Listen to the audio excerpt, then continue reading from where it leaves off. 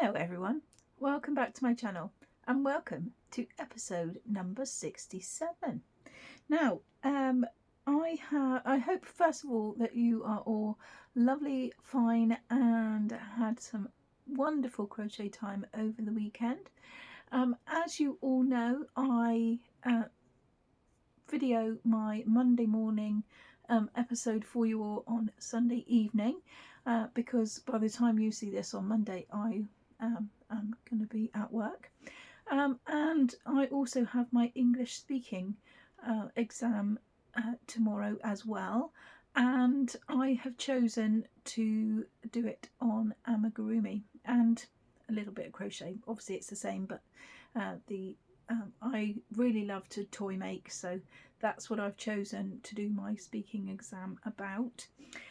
And so whilst you're watching this, some of you, I will be busy doing that because it is in the morning. I have got a little bit of finished for you today, and I've also got some progress. Now I'm looking down just to make sure that I do remember everything, because I have got it written down. And so actually this week I have excelled myself. I've actually I wrote some things down in a list and I've ticked them off, and I have even done a little bit more than what was on my list.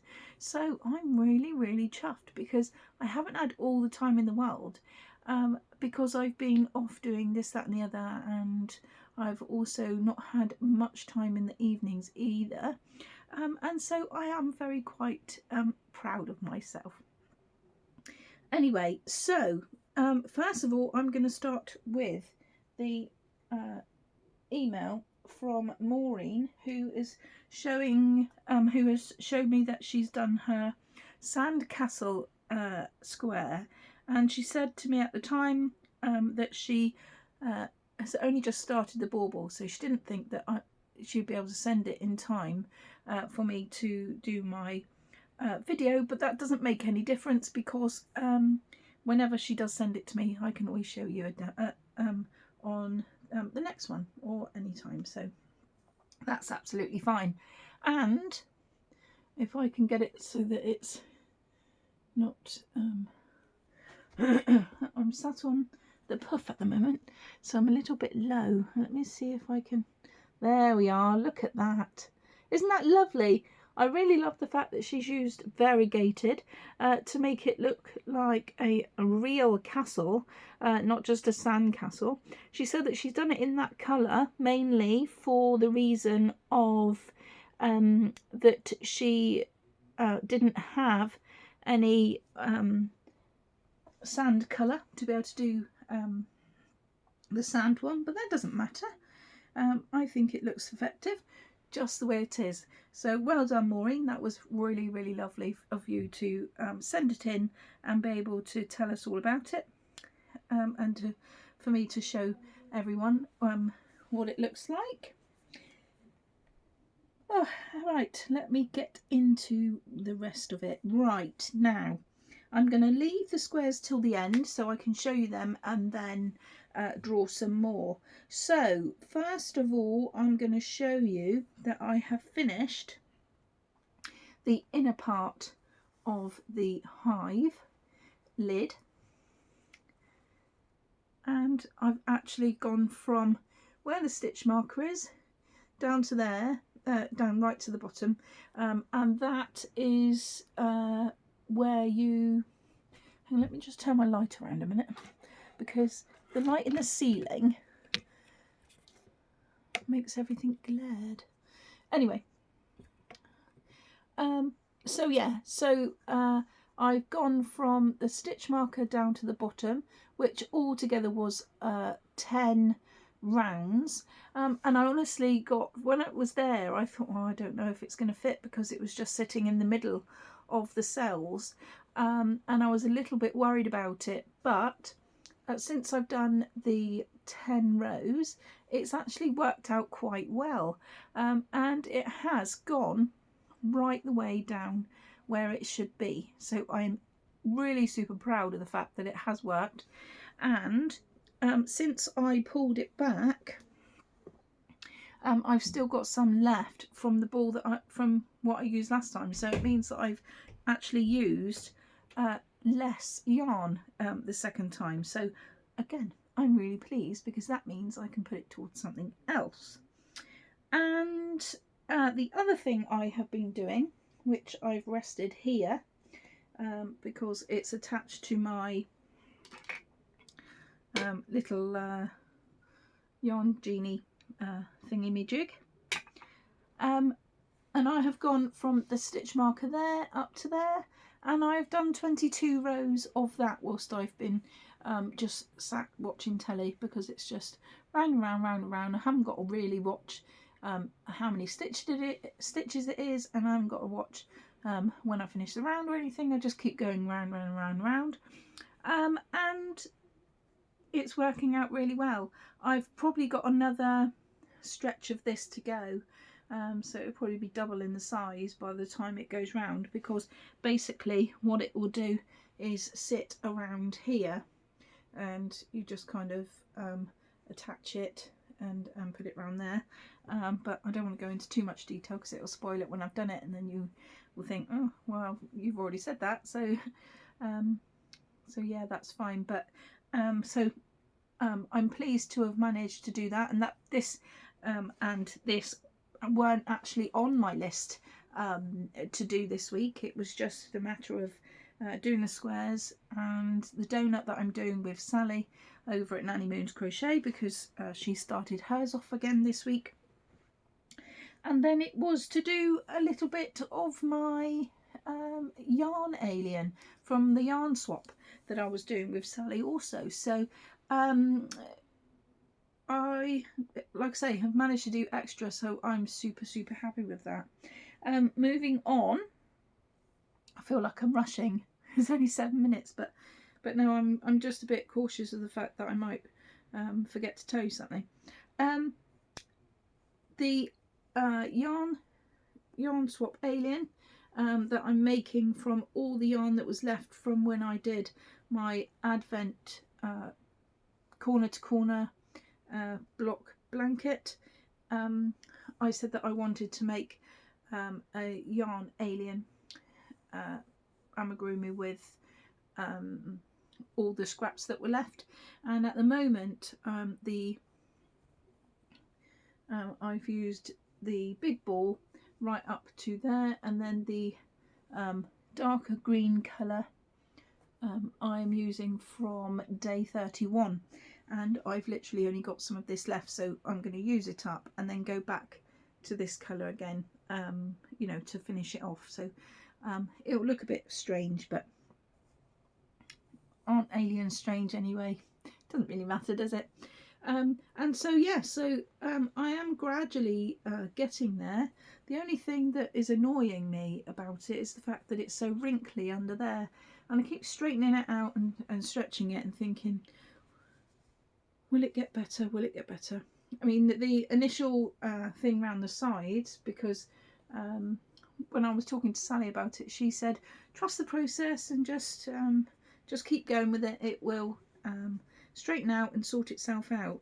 Which, in fairness, the darker green is sorting itself out, because it's going round nicely now and it's starting to straighten up to do the top of the head and things. But I am just a bit worried about the wrinkly stuff, because at the moment, like I was saying last week, it just looks like a funny shaped drawstring bag or something, doesn't it? And so I'm not really sure about that, but I am using Aran, and because that's what I chose for the yarn swap, and I'm also using a 3.25 hook to use with this one, and I've gone from, I can't say I've gone from the stitch marker because I've moved it, but I'd only just started the darker green when I showed you last week, and I have tended to go round and round and round a few times, and I put the stitch marker there because I was just trying to move it up, I think, I don't think I was all the way up there when I showed you last week, because if that is the case then I have only done 3 rows, but it feels like I've done more than that, but still. Anyway, so yes, I'm hoping to have this one finished by the time you see it again next week, but I'm doing well with it, and I'm still enjoying it, and that's the main thing, isn't it? Just to recap, because I forgot to tell you about that, the beehive I am making, I'm making it using a 2.75 crochet hook, and the yarn that I'm using is a Hayfield DK Hayfield bonus in yellow. I can't remember the actual name because I haven't got the ball band now, but I'm finding it all right. It's not too bad. It's quite a thick one, not as thick as the Hobbycraft yarn, but it is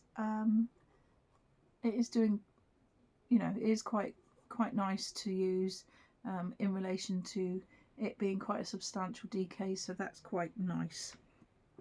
For those of you that haven't used it, I mean, it's quite common, but I bought mine from Hobbycraft, and so that's what I decided to use, mainly because my yellows, I don't really have very much of it, so in that sense I just knew that I had to get a lighter one, so I picked up 2 balls, and so it's going swimmingly, and that's all really good. Moving on again to the donut book. Sally drew out on Monday, last Monday, the Stegosaurus dinosaur. Let me just find it in the book. There it is. Just going to find it in the book for you. And their one in the book looks like that, but I assure you that mine doesn't. I didn't want to do a blue one, and I haven't done so many spikes as that. But it's personal preference, isn't it? And I've decided that because I was doing it exactly how the book said, but now I've just decided that I'm going to do what makes me happy, do what floats my boat as such, and just do what I think and do the colours that I think. And I am quite a traditionalist where the colours are. I mean, at the end of the day, you don't get a blue dinosaur, do you? Just the same as I don't think you get a pink rabbit. And so I kind of get it as close as I can to the real thing, and that's where I'm comfortable with. And so this is my Stegosaurus dinosaur donut, and I'm really pleased with it. I really love the fact that it does look like a dinosaur, even though I've only done 3 of the spikes, and it should have been 6 on his back, and there's no sprinkles on this dinosaur because at the end of the day I didn't want to put any. I decided I was going to do the feet to look like he'd been treading in mud, and to obviously go with the spikes as well. And I embroidered his eye using the eye tutorial that I always use from Cassandra over at Craftably Ever After. And the donut itself I did using brown bear, but I wanted it to make look like it was like a chocolatey coffee kind of donut base, really, because I didn't want to do it green all over, because I wouldn't eat a green donut if it was real, and so I tried to tend to stick to the real colour donuts, and so that's what I did, and I actually quite think he's I like him. I think he's very fun to do, and I was very impressed. I can't really decide whether he has beaten the hamster, because so far the hamster is my favourite, although I do quite like the turkey. And also the other one, I'm looking over there because it's literally behind the camera there. I quite like the Highland cow as well, so there is a few that I really like, and he will go and join them over there. So that is my entry for the Dino Donut of the week. So that is that one, and we will wait in anticipation for Sally to draw out the next one, which I am sure you'll see her video a little bit later, because she puts hers up on a Monday as well, so do look out for that one. And now I will show you my 3D squares. I am doing this book, and I draw out, for those of you that don't know, I didn't do it over the Christmas period because I had lots of other things I wanted to do, but we had a little break and now we're back onto it again, and I draw out 2 every week so that we are not doing it over a drawn out period of 2 years, which obviously, because there's 100 of them, it would have been pretty much that if I hadn't of done it at 2 a week. So we've done it at 2 a week to be able to just last for the 12 months. And of course, just having a couple of weeks off over the Christmas period delayed it a little bit, but there is no time restraint, is there? And it doesn't really matter. And I'm quite happy to do it as it comes. But having the break has given us renewed enthusiasm for them, because this week I have actually quite enjoyed doing the squares again. So it was really nice to have that break. So this is my bauble. It is rather wonky, as my husband pointed out when I showed him how lovely it was and how well I'd done. And he said, it looks a bit wonky to me, but I am aware of the fact. But I think also the snowflake design on the front offsets it a bit, because that wasn't straight. But what does it matter? I don't worry. It's my own little design with the little silver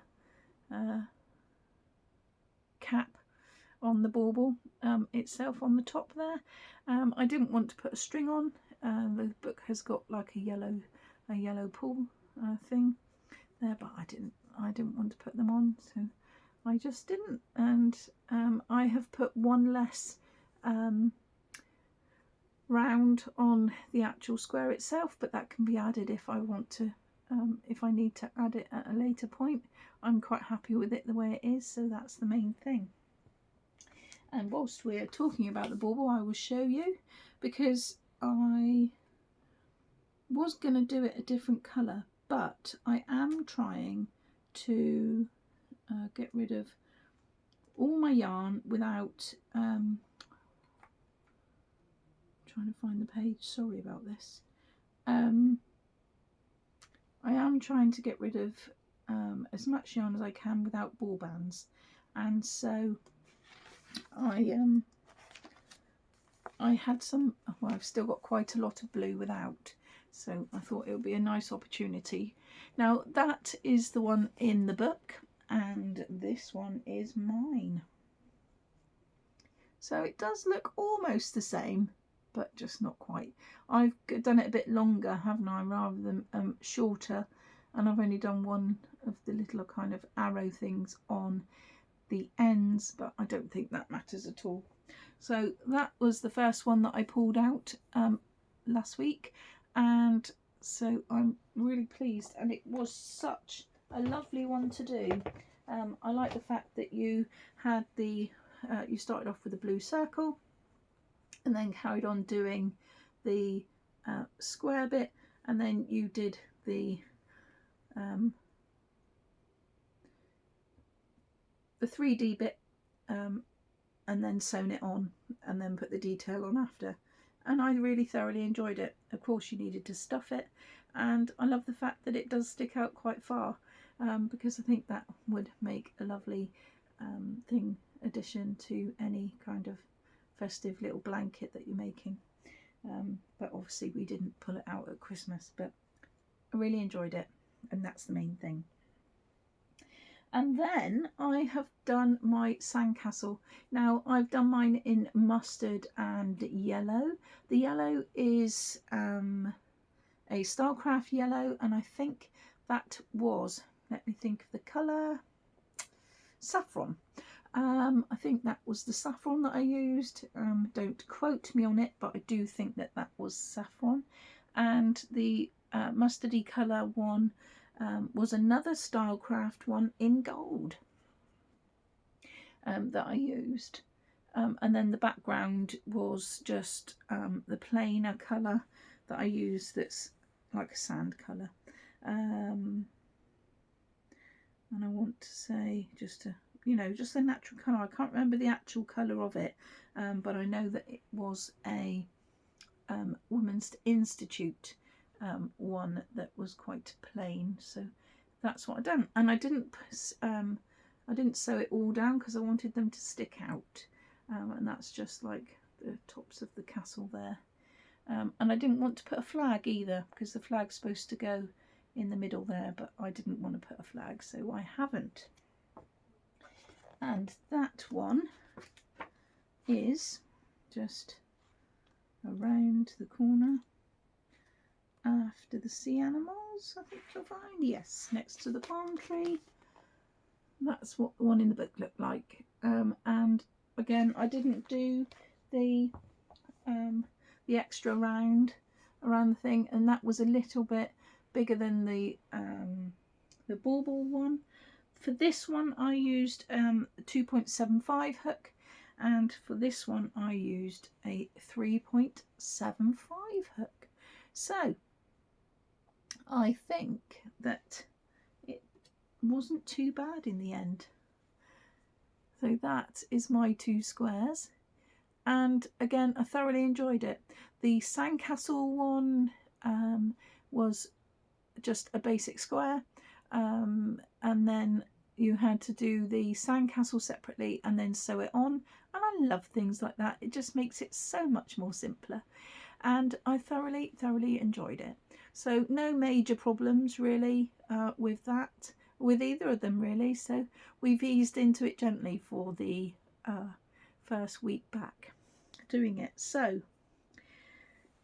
right, that only means one thing. I've been talking for 23 minutes already, and it's now time to draw out some more. As you can see, there's hardly any left now. We're getting through them, aren't we? And this is, I know, is the second pot I used, because the first one was ginormous, but now I moved it to a smaller pot. I think it's really quite handy. So let's have a look now. Oh, lovely. I've been really waiting for this one to come out, and I'm really pleased. It is the beehive on page 72. How exciting. I'm going to really love that. Let's have a look. I'm hoping that it is another nice one, just like the sandcastle. So let's have a look. Oh, page 72.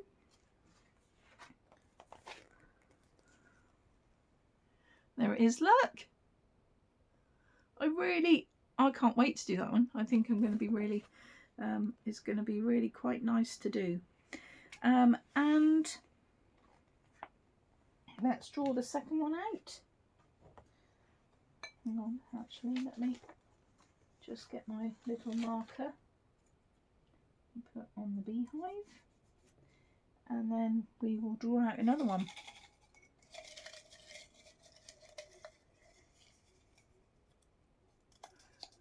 Oh, I've got several there. Right, what's this one?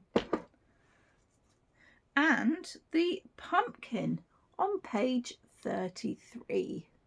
So for everyone that's joining in, It's the beehive and the pumpkin. The beehive is page 72 and the pumpkin is on page 33. So let us have another quick look at the pumpkin to show you. Take the marker and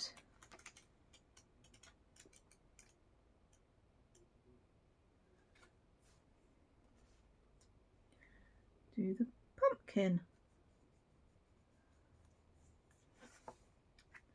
Actually, put the marker that side, and then they won't get caught up in the book.